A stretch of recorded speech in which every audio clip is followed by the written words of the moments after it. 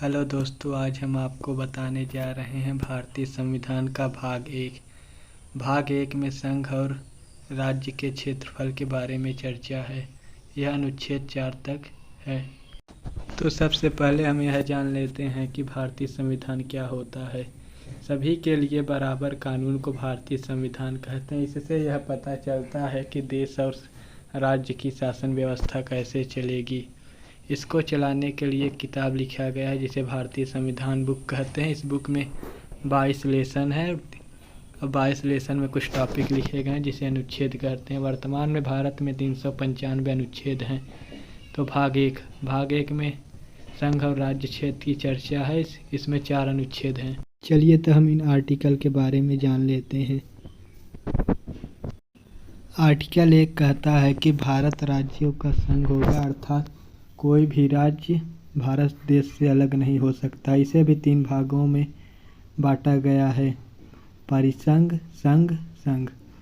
परिसंघ मतलब कॉन्फेडरल उसे कहते हैं जिसमें छोटे छोटे राज्य आपस में जुड़कर थोड़ी थोड़ी शक्तियां केंद्र सरकार को प्रदान करते हैं और एक नए देश का निर्माण करते हैं। उसे परिसंघ कहते हैं, परंतु यह बहुत कमज़ोर होता है।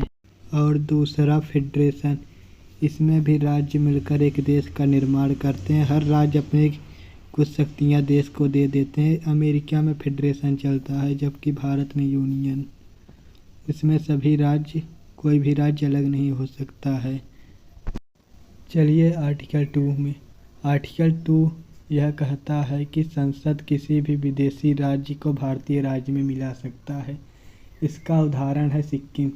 सिक्किम पहले एक विदेशी राज्य था जिसे 16 मई सन 1975 ईस्वी में भारत में घोषित कर दिया गया।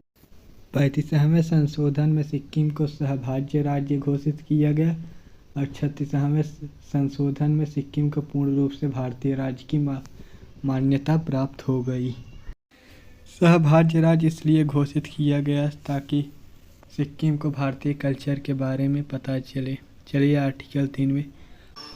आर्टिकल 3 यह कहता है कि राष्ट्रपति की अनुमति के बिना संसद किसी भी राज्य के सीमा क्षेत्र में परिवर्तन कर सकता है, अर्थात एक राज्य के जिला को दूसरे राज्य में घोषित कर दे सकता है। जैसे यूपी, एमपी, बिहार। पहले यह सभी एक राज्य थे, बाद में इनका विभाजन कर दिया गया।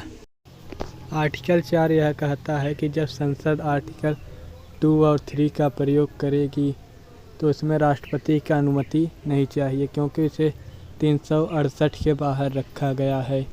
368 के बाहर राष्ट्रपति का शासन नहीं चलता है। अगर इसे 368 के अंदर रखा गया होता तो इसमें राष्ट्रपति की अनुमति होनी चाहिए, तभी संसद अपना कार्य कर सकता।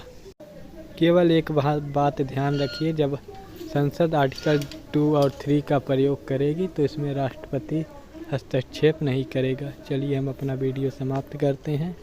नेक्स्ट वीडियो के लिए बने रहें।